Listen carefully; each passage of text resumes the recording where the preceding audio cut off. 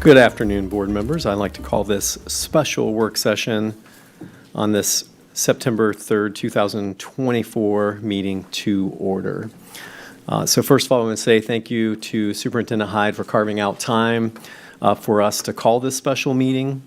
Board members, on August 13th, it was determined that the board would come together to determine the semifinalist for a potential face-to-face interview process, and you also received details from our HR team on how the posting was handled, and I'm going to read that out. Basically, the position was posted on the following job boards. That would be the Polk County Public Schools website, Indeed, LinkedIn as a paid sponsorship. It went on the Florida Bar website as a paid posting. Then it also went to the Florida School Board Attorneys Association, and then also as a Facebook ad as a paid posting. We also discussed what would transpire after the application close date. So you've received all the applicants' materials as discussed. I want to say thank you to everyone who applied, and thank you to the team for handling those materials and getting them out to you. Lastly, you've received a memo from Mr. Bridges noting his opinion, and along with that, his transition dates and recommendations for continuing to fill the gap in his absence. So at this time, board members, I would like to turn it over to you for some discussion and recommendations around this topic. So that sets the context up for where we're at today. You have those materials in front of you. And Ms. Fields, you're recognized. Thank you. That's kind of loud. Thank you. I have reviewed all of the applicants, and I guess I have a couple of questions, and I'm not sure Superintendent Hyde can help me with that, or who can, but if an applicant does not have all of the items requested, they still move forward? No, ma'am. So I guess I need clarity on what was required. I think it's on this spreadsheet. Mr. Warren?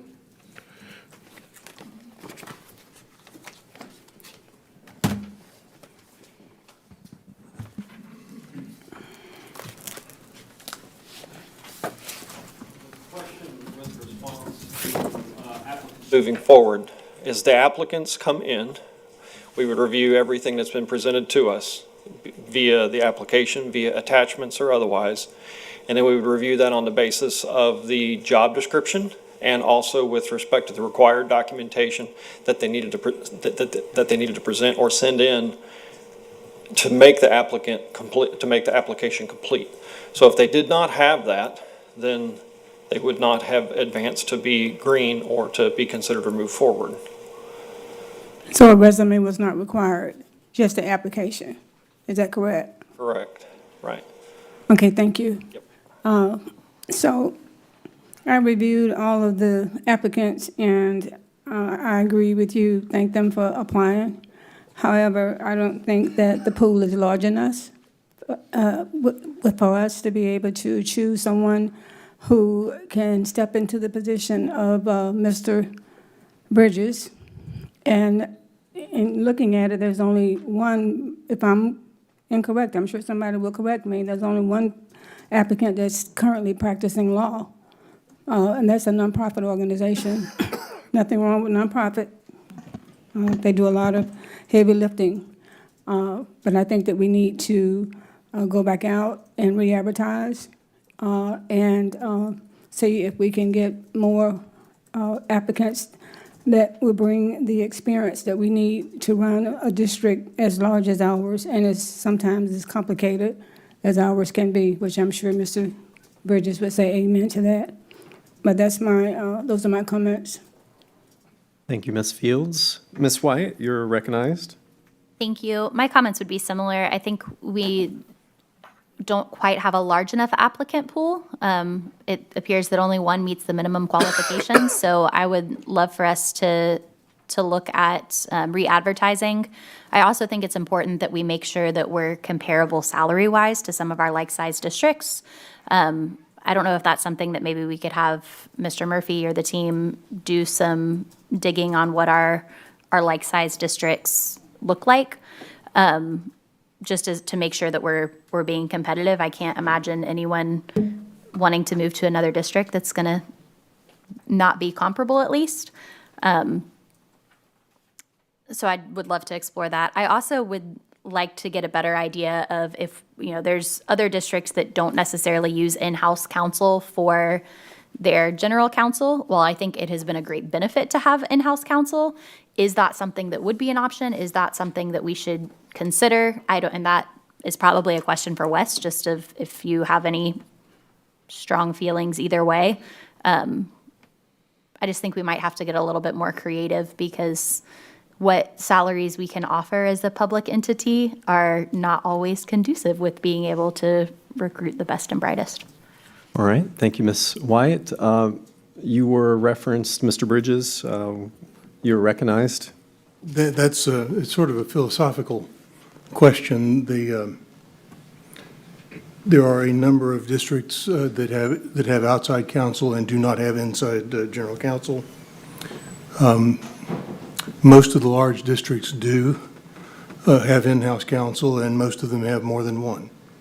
Miami-Dade, of course, makes their own weather, but I believe they have 16. Palm Beach and Broward, I think, have 9 or 10 each. Same with Orange County. The large counties do tend to have fully staffed offices. But it certainly, I think you would need to do a careful analysis and look at what the cost would be if you were doing that function outside. I don't think you would end up with 40 hours a week at a price you would enjoy paying.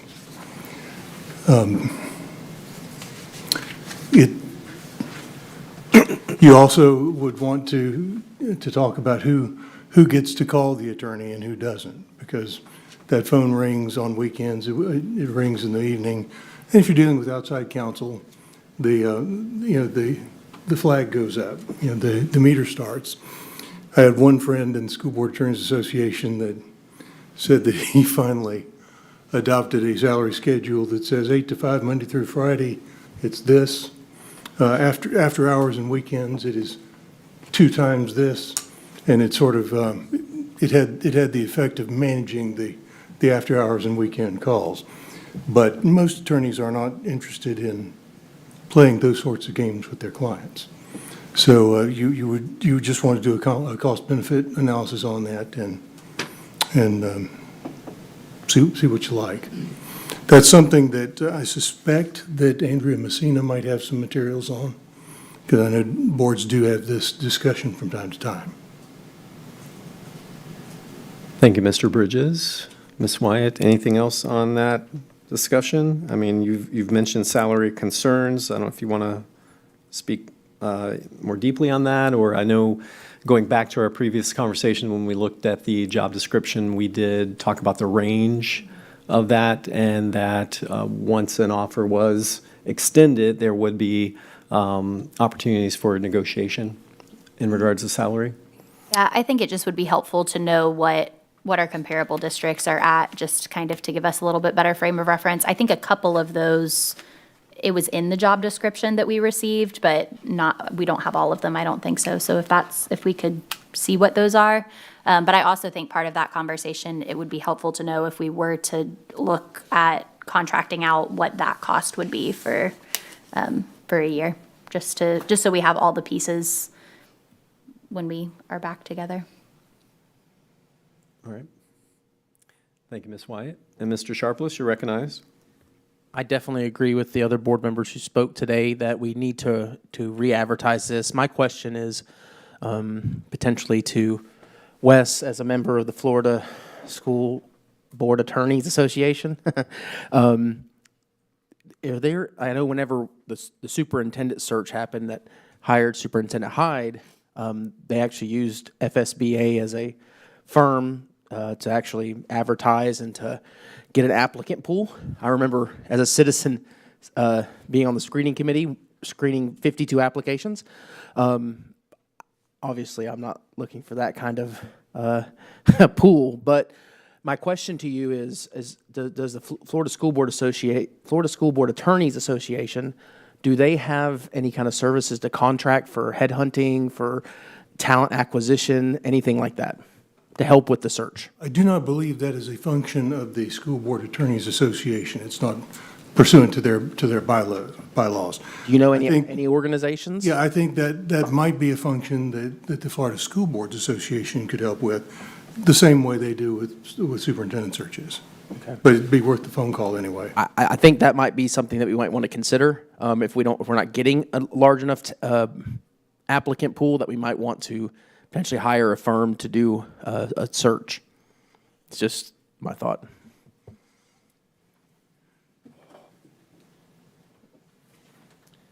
All right, thank you, Mr. Sharpless. Ms. Miller, you're recognized. Thank you. I just, following my colleagues, I think we have not found enough applicants or the right applicants to move forward. Again, I would like to see what other districts are doing. For some reason, Hillsborough does not have inside counsel. And so is there a financial piece to that? Do they have multiple outside contracts? We know we have the cost today of what our outside contracts look like, but I think it would be good to look at all opportunities. And Wes and I, we've talked a lot about education law and the people that know it, and it's just such a niche area that most of what we do with litigation and mediation is done outside anyway. So we're looking at more of a contractual reviewer and someone who can follow procedure, like our procedural stuff. What does that look like? And so I think to look at what other districts are doing would be good, just for the cost-wise, especially districts our size. And also, I do think we might need to look at a firm not only associated, there are executive search firms that could run that for us. I just don't know if we're paying those kind of salaries that they recruit from. So one, we do need more information, and two, I think we've got to expand the pool, because even raising the salary, it would have to be significant to pull outside, because the people we've talked to and the people that I've mentioned to you are people either close to retirement, which this would just be happening again in 2 years, or brand new and have not had the experience that it takes. And there's a lot of liability that we carry. So I do think we need to expand what we're doing and possibly look at what other districts are spending their dollars on. Thank you. Thank you, Ms. Miller. Ms. Fields, you're recognized. I wanted to kind of ask a question I don't know if it would be to HR or to Wes. Did we do any kind of national search? Not beyond the advertisements, to my knowledge. Okay, and then the other comment that I have is, I think that the value of having an in-house counselor is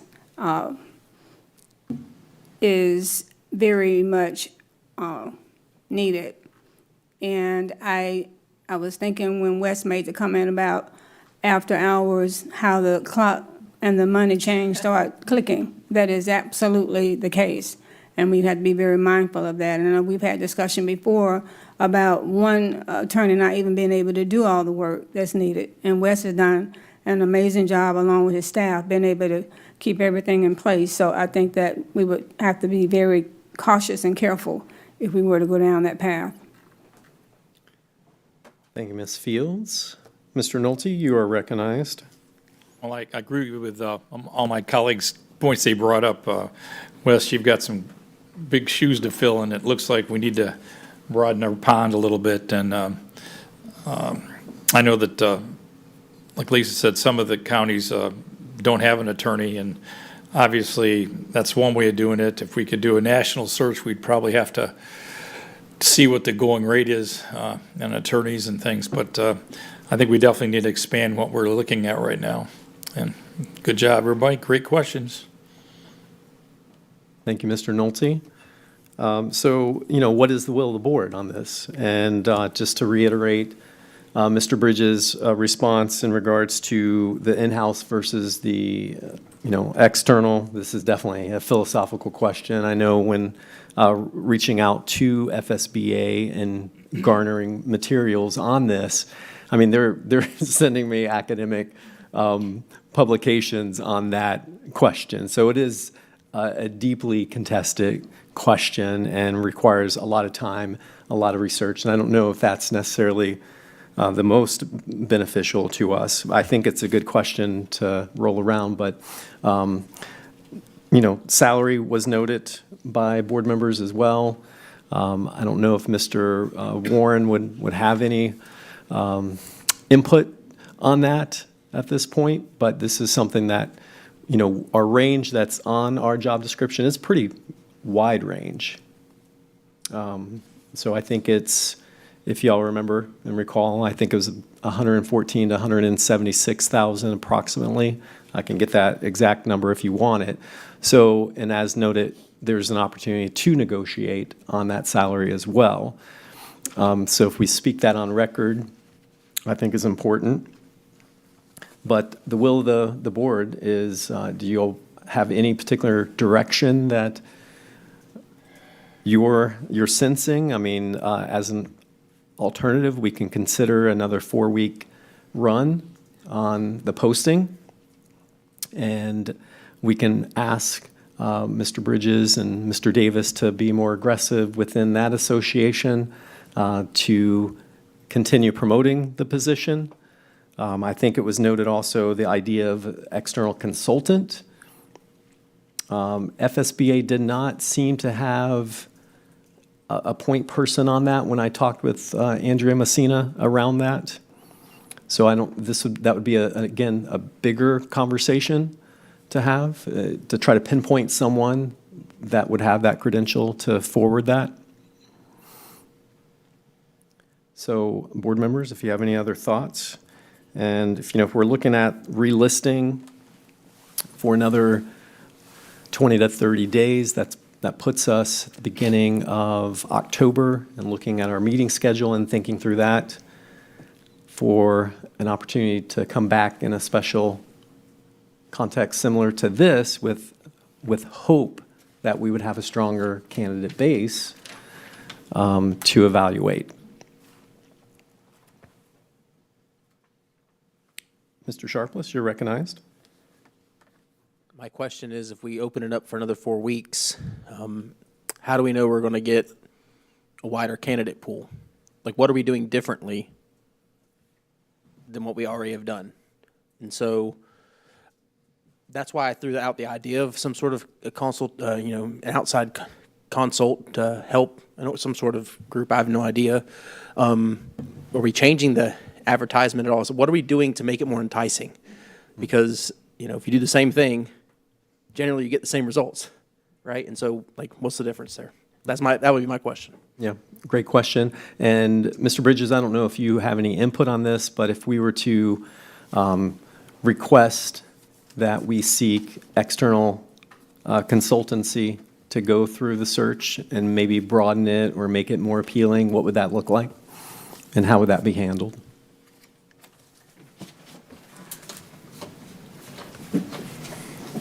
I don't know that there's a single answer to that. I think you decide what you want it to look like and then implement. But I'm not sure there's a one-size-fits-all for that. Mm-hmm. Or the Florida School Board Attorney, or the Florida School Boards Association would have told you. All right. Thank you, Mr. Bridges, Mr. Sharpless. Ms. Wyatt, you're recognized. Thank you. I have some of the same concerns that Mr. Sharpless has, is that if we're not doing anything different, do we think we're going to get any more applicants? And I don't know the answer to that question. I don't know enough about the field of education law to know where to best post.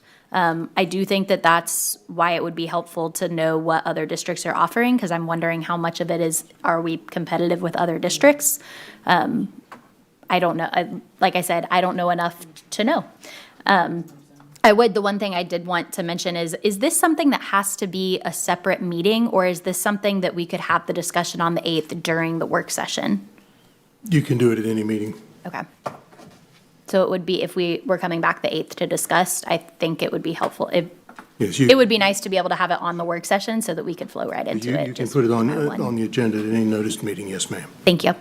And what meeting were you noting, Ms. Wyatt? Sorry, you just mentioned the 8th, if we were going to have, if we were getting more applicants to do the same process we had intended to do today. I think that's what you said, Correct. So that would be October 8th. October 8th. In regards to the work session. And, I definitely want to value superintendent's time. I mean, he's already given up a lot of time for us to actually have this special meeting today, and I really appreciate that. So we have to be aware of that as well. It's Sorry. a big organization, so, And I just want to clarify, I didn't mean to take over part of his time. I just mean instead of advertising it as a special meeting, that we could put it on that agenda so that if we were to get, like today, we got done early, we could flow straight into it as opposed to having to wait till a time certain. That was my only yep. comment on that end. And is that true, Mr. Bridges, that this is an item that could just be placed generically on work session? Or would you want it to be, would it be more proper in a special meeting?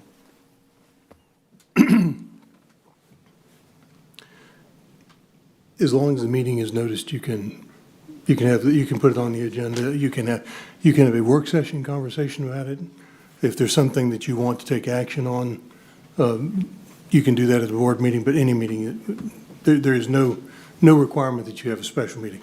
It could be, good form, if you're going to be conducting interviews, to do that. I mean, certainly they're done in public, but if you set aside a special time for that, it's less likely that you're going to have a room full of people coming and making candidates nervous.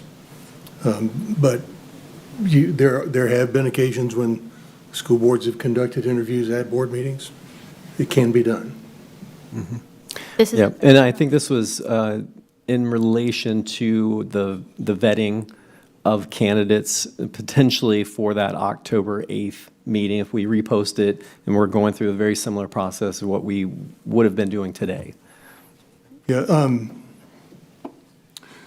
first off, give thought to whether the vetting function could be carried out. That's really an administrative task that the Human Resources Department could carry out to determine whether their applicants, the first question is a binary one. Do they meet the minimum requirements or do they not? And if the answer is no, then that doesn't come to the board and you don't have to have a conversation. It's frankly, you want to dignify anyone who has taken the trouble to submit an application, and it's rather nice if you don't have to have negative comments about their qualifications in a public meeting. So that is something that could be done by the Human Resources Department, and then the board could receive the applications of those individuals who are fully qualified, and then you could do the vetting or the shortlisting, whatever you want to call it. But anything resembling shortlisting has to take place in a public meeting. Thank you, Mr. Bridges. Ms. Wyatt, anything else? I think, and I was just clarifying that that would not be to actually interview them. That would be, okay, Correct. thank you. So, I can hear the superintendent's moans over there. I'm Not- fighting the urge to ask a question, but I need to ask it. Because I know that we're looking at October 8th, which is fine. I mean, I can definitely accommodate and work around the board's needs. But the question that has not been asked, and maybe it's just a question for you to think about and speak about with Mr. Bridges and Mr. Murphy, how many candidates is enough candidates? So if you re-advertise and you cast a net and you get 3 qualified applicants, is that sufficient for the board to consider? And again, not looking for an answer here, but if we're looking for the 8th and you don't hit that number, then the 8th doesn't make sense. I think you're putting a hold on that date versus holding tight, scheduling that. I mean, obviously, we would advertise it as such, and we can always cancel it, but I just wanted you to kind of think through that. What would be your minimum expectation for a candidate pool of those who meet the min quals. So I would just offer that, and again, I think that's a conversation for you to have with Mr. Bridges and Mr. Murphy, as far as a minimum number of qualified candidates. Yeah, and I mean, that's great feedback. And I think a step further for me personally, and I don't know if anybody else has an opinion on this, when we do our face-to-face interviews, I would like to see 3, potentially 4 candidates that are with us face-to-face for an interview. I mean, I think that's important, because if you go 2 and that one pulls out, now, you know, this is your only option. So I think for face-to-face, 3 to 4 is my ideal number from my opinion. All right, Ms. Miller, you're recognized. Thank you. I have a couple of things. One, this might be for HR, and this is where sometimes we run into issue with recruitment in other areas, but in an organization of this size, I assume that you have executive recruiter information where we've had to do this in the past. I mean, you're not looking only, the executive, I only know this from working with these people in the past on higher level management positions and hiring, that they also handle law, but I don't know if we have any already that we work with, or that would be something that you would have access to as far as executive level recruitment. Superintendent Hyde, is that something we can ask your staff in this context, if Mr. Warren would be accessible to us? Absolutely. Mr. Warren, if you have a moment, can maybe address that question for us?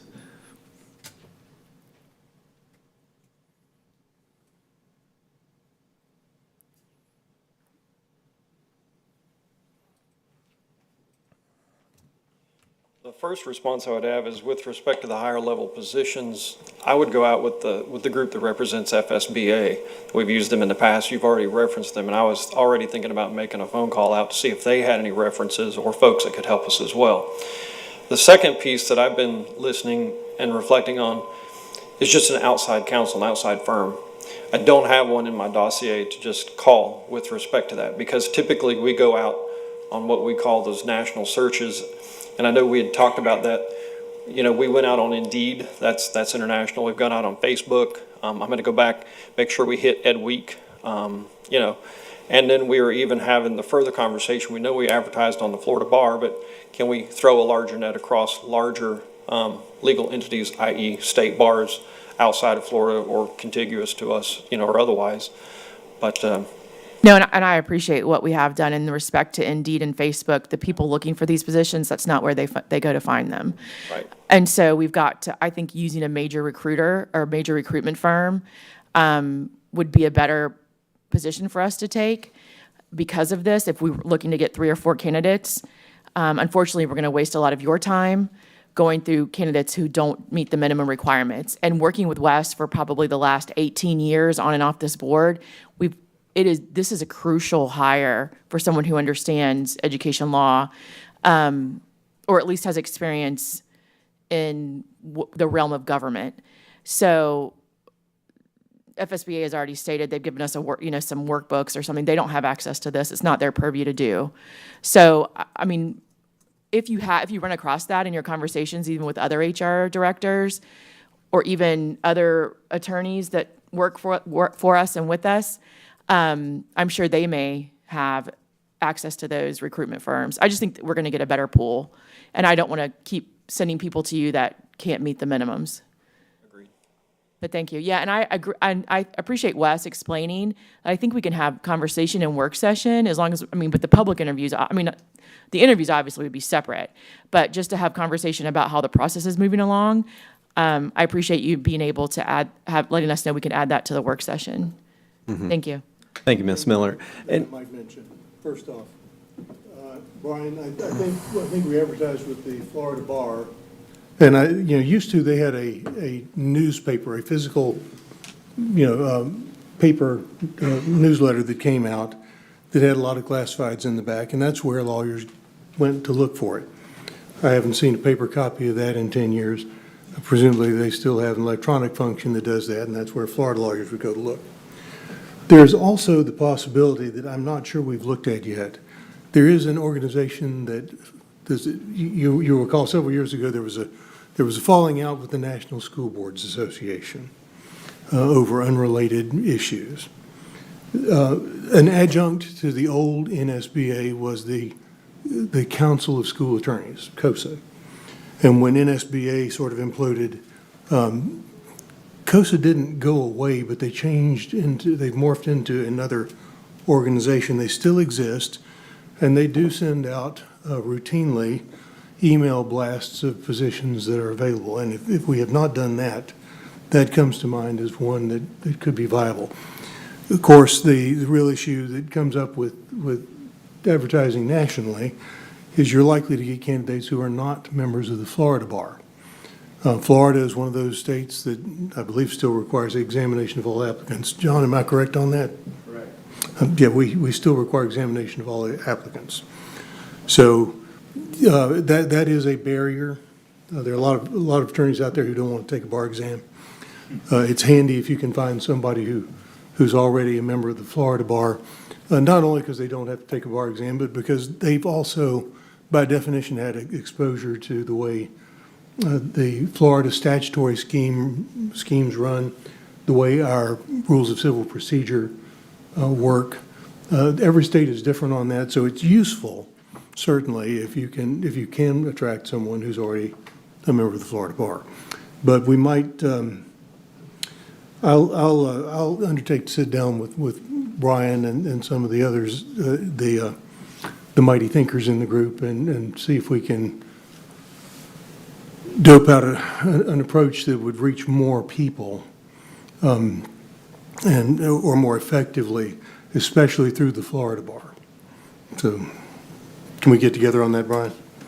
We'll take a look. Thanks. All right, any other comments, board members? I do want to reiterate that, I mean, FSBA has been a great resource. I mean, even to the point where the conversation around the in-house versus the external counsel, I do have the spreadsheet. I mean, that wasn't a point of question early on, but I can share that spreadsheet. It basically shows all the school districts in the state of Florida and how many attorneys they have on staff, how many are actually using internal, external counsel, and so forth. So there are good resources there. So am I hearing the will of the board that, okay, we want to move forward on reposting? Yes. But are you wanting to ask someone to initiate on external consultancy on this? Or if we're going to just continue with what we're doing with our attorney, nudging more with other attorneys around our area? So I think we need a little bit more direction at this point. Ms. Fields, you're recognized. Okay. Okay, first of all, I don't think that we should be getting applicants that's not qualified. I think that that's a waste of our time. I think that if they don't meet the criteria, we should not be looking at them. Now, if a board member wants to get all of the applicants' information, they can request that from HR, but I don't think that we should be looking at it. That's just my opinion on that.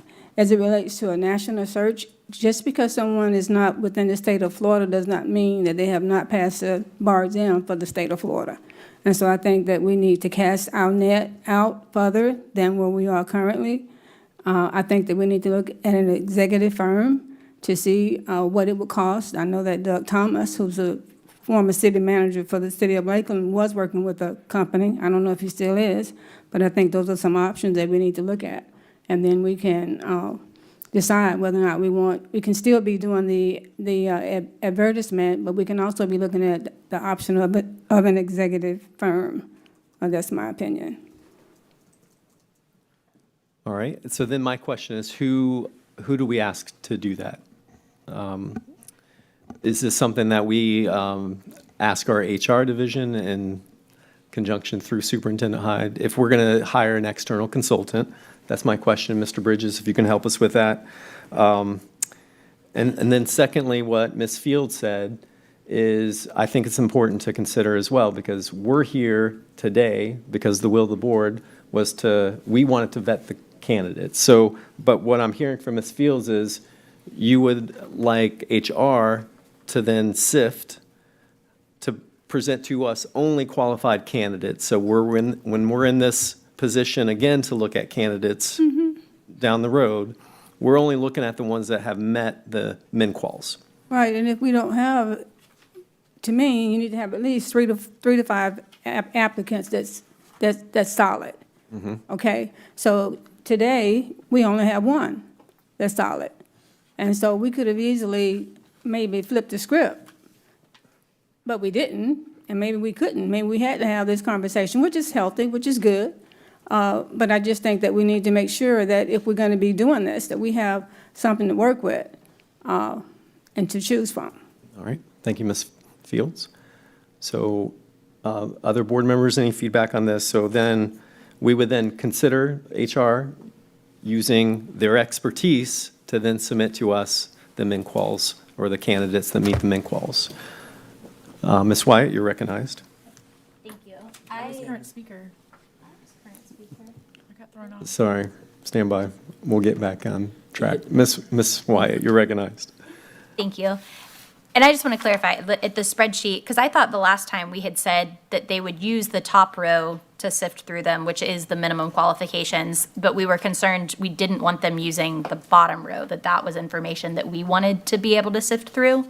I think it's very appropriate for them to sift through and only give us those that are minimally qualified, because if they haven't gone to law school, then they're probably not someone that we want sitting as our attorney. So I would be completely in agreement with Ms. Fields on that. I don't know that we want to contract with a company without it coming back to the board before then. So I don't know if if there would be an opportunity to put out an RFP and then look at those. We have 3 weeks between now and our next board meeting, I believe. So if we were to put out an RFP to get some proposals for an executive recruiter, because I do think this is a position that we're probably going to need to have an executive recruiter help to find someone, as opposed to just assuming that they're all going to be looking at one of the websites that we've posted on.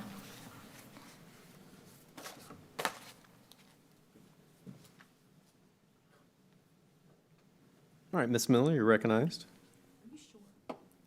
Okay. It's definitely not functioning real properly today, so I'll just. No, let you I know. just want to, I think the superintendent has already agreed to loan the services of HR. And then Brian and Wes had the conversation of looking for some kind of firm that we could use if an RFP has to go out, like Board Member Wyatt just discussed, and we probably should do that quickly. And the timeline would be what I would ask Wes about, as far as how long in the past, it's been 26 years, but how long you would expect to take for that process to happen? To the best of my recollection, and it is admittedly a long time ago, there was a relatively short period between the time the position was advertised. I'll tell you when. Here, let me start with this story. I worked as a staff attorney in Pinellas County before I came here for a couple of years. Shortly after I got out of the Air Force, I had taken and passed the bar in Alabama, Mrs. Fields. I was one of those lawyers who was a member of the Florida bar, but practicing in another state. So that does happen, and it happens frequently. And I saw a copy of the Florida Bar, or the Florida Bar News, and it was advertising the position in Pinellas County. It was, it was not nothing special. There were no lights flashing, no full color ads or anything. It was an ad 1.5 inches long, and I looked at it and I decided I would apply. So did 125 other people, based on the ad that they placed in the Florida Bar News. It was a different time, I'm sure. The ad did not mention salary. It just talked about the job. And when I was offered the job, they told me what the salary offer would be. It was acceptable, and I took it. But that's how I found that application, or that advertisement. 26 years ago, when I came to this district, that selfsame Florida Bar News published an ad advertising the position of school board attorney for Polk County. As an aside, the school board attorney in Orange County, I'm sorry, in Pinellas County at that time, John Bowen, was the son of Floyd Bowen, who was former president of the International Mineral and Chemical Corporation, whose headquarters this building was. Floyd Bowen sat in the office currently occupied by Fred Hyde. And John told the story about a gentleman coming to town and flying around in the company airplane with Floyd Bowen looking for land to purchase so that he could build a theme park in Orlando. So that's it. It goes. There's a lot of water there, but that once again that position was advertised in the Florida Bar News, and I applied, and there were, I don't remember how many. It wasn't 125, but it was dozens. People applied for the position based on that ad. I know the times have changed. I know that we do things electronically, and people are all squirreled away in their own social media sites, and who knows what they look at, in the middle of the night eating Cheetos. But that's where you used to get those ads, and that's where lawyers looked. Personally, I still look there out of curiosity myself, and also with the National School Boards Association when they send out an email that's got a list of all the openings for school lawyers across the country. That's where I get my information about what's open where. So, it's out there. I haven't been in the job market for a long time, so I don't know the extent that is still true. But I would imagine that attorneys who are looking for a job, especially in education law, they know where these niches are. They know where the hooks that people hang these jobs are. We just got to figure out not only where those hooks are, but how to word things in such a way. Let's look at how we have things worded and make sure that we're not shooting ourselves in the foot by the way it's advertised. I'm not saying that we are. I can't figure out for the life of me why we haven't had fully qualified applicants for the position. It's a dignified salary. You're going to have to talk about it. It's going to have to go up, but it's already a dignified salary. You would think that there would be people out there who wanted that salary, who want that pension, who want to live in Polk County where they don't have to worry about their home insurance there as like they would if they were on the coast.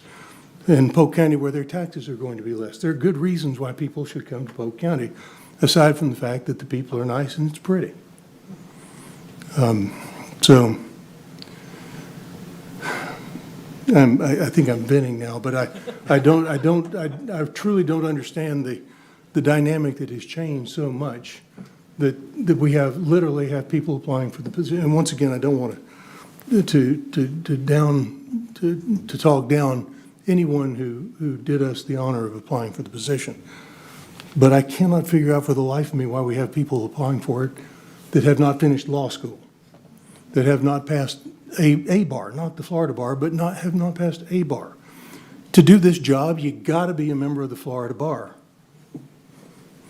You need to know your way around a courtroom, even if you don't like it. You need to know your way around it. All lawyers all have their own specialties and things they like and dislike.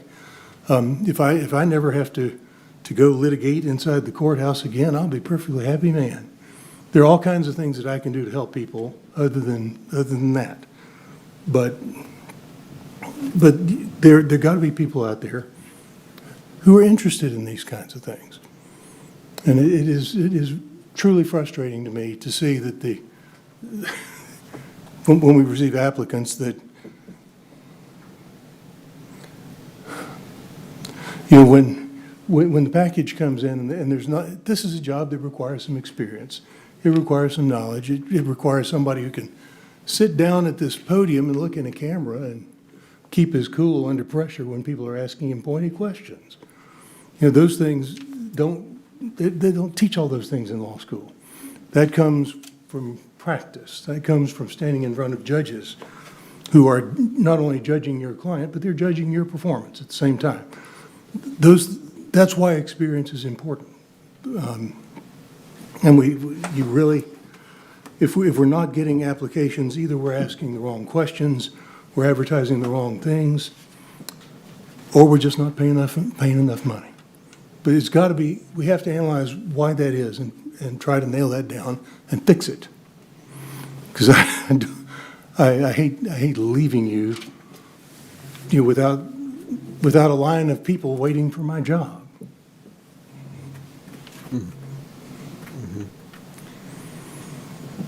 Could be because they're eating Cheetos rather than. Could be they're eating Cheetos, that's right. Great imagery, and I appreciate your words, Mr. Bridges. Your passion is there, so I appreciate that. All right, any other feedback, board members?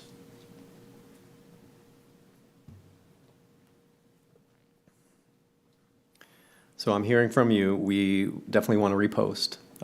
Ms. Miller mentioned an RFP may not be in the context of what we need as far as time for external consultancy. Did I hear that from you? Oh, I just was curious, I'm sorry, I was curious to what the time, because I think Board Member Wyatt had mentioned it, and I just didn't know what period of time we would need to set aside to do that. If that was the avenue we take. It's just unfortunate that we don't have some of those executive recruiters on hand with some of the salary range that we have. So I think this is a great opportunity to take advantage of making those relationships for future positions. An RFP would take some time. Mm-hmm.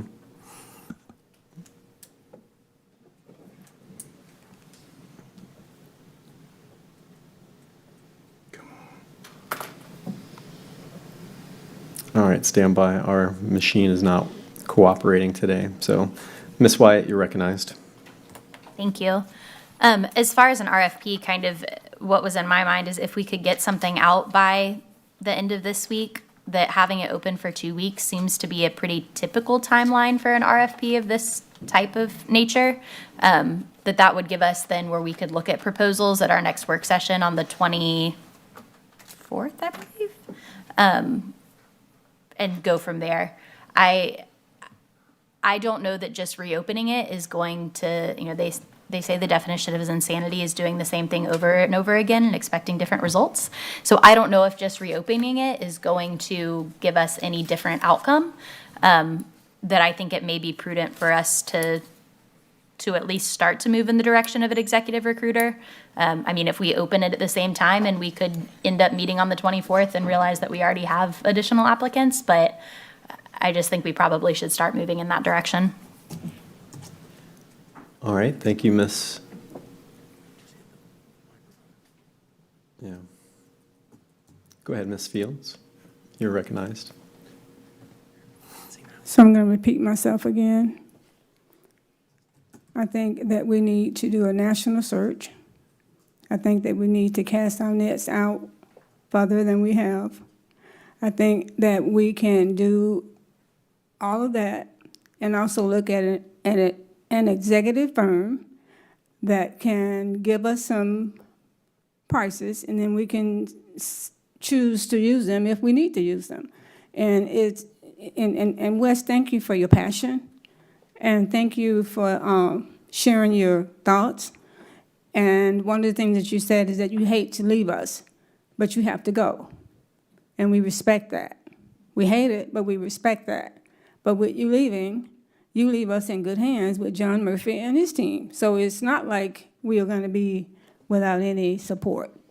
And I don't think we need to rush through this. I think we need to do it right, get it right now, rather than get it wrong, and then we have to be back at this 6 months from now.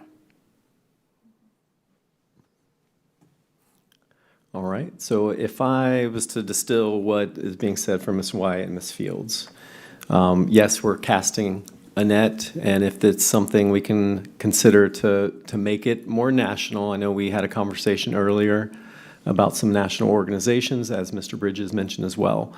But the first opportunity that we would have as a board to discuss anything in regards to an RFP and outside consultancy is going to be September 24th. So if that's the will of the board, that's something that we can place on our work session, if need be. And if that's what the will of the board would be. And we would just add that to a work session item. But I mean, that would be up to you. All right, so what I'm hearing then is exactly what I restated there. And Ms. Wyatt? Are you talking about placing it on an agenda item, the RFP, to create an RFP, or placing it as an agenda item as if we've already put out an RFP and the results of that RFP would be on the 24th? Yeah, for me personally, I mean, I would want to review an RFP to, discuss and move forward on that. Okay. That would be my opinion. I just wanted to make sure I was understanding what the agenda item would be. What we could do is we could evaluate, reopen, and then when we get back together on the 24th, if our candidate pool is not there, I mean, obviously it'd be a work session item, and that would give us a chance to decide whether we would approve that RFP and release it at that point. All right, Ms. Fields? I think we do both, as you just said. Yeah. And I would think that, I don't know, I know Wes's schedule is probably getting fuller as he's trying to wrap up his time here, but I'm sure that John could also assist as far as the executive firm, the RFP. I'm sure they could help with that. I'm just speaking for him. All right, thank you, Ms. Fields. So, Mr. Bridges, is that something that we could initiate on and work on in I'm preparation happy to for help. that? I'm happy to help in any way. I also just forwarded to you, I think I hit send, an announcement that I had received from Sonia Trainer, who used to be the, she was the one who made the trains run on time for the Council of School Attorneys. And she is affiliated with the new organization, which is the National School Board the National School Attorneys Association. They're having their annual meeting in Indianapolis in October. I will not be in the country, so I cannot do that for you. But if there's, there may be a way to leverage that and get some communication to them that could potentially be distributed or pushed out at their meeting. I was active in that for a number of years and was an officer and enjoyed the experience very much when the National School Board Association, what's the word I'm looking for, when they sort of went out of business. It was sort of the death of a thousand cuts, and the first thing that happened was the Florida School Boards Association backed away, and when they did that, of course, the attorneys, and we all loved the group. It was a very valuable, useful group. Some incredibly distinguished attorneys nationwide, but when the Florida School Boards Association backed away, our memberships all went with that. So they've been reaching out, trying to recruit Florida attorneys, and this may be an opportunity if we had somebody wanted to tag along and go, preach the gospel of Polk County to them at their meeting there. I don't know if that's a mission trip that we could get somebody to go on. That sounds like an Something. opportunity to hear the good news. So, yeah, thank you, Mr. Bridges. Okay, so at this point, the word is to repost, and if we can maybe take Mr. Bridges' advice as well on using language and words that have a bite, I think is what you said earlier today. And then we will then have an opportunity to consider an RFP at that point at a later time, which would be our next work session. Okay, so that was the summary. Any other thoughts, board members? I don't see any other feedback at this point. Is there a date that we can expect to see the repost, Mr. Warren? And if that's something that could be shared with the board and all those touch points that we continue to hit, so we can all look and make sure it's to our liking for feedback as well. All right.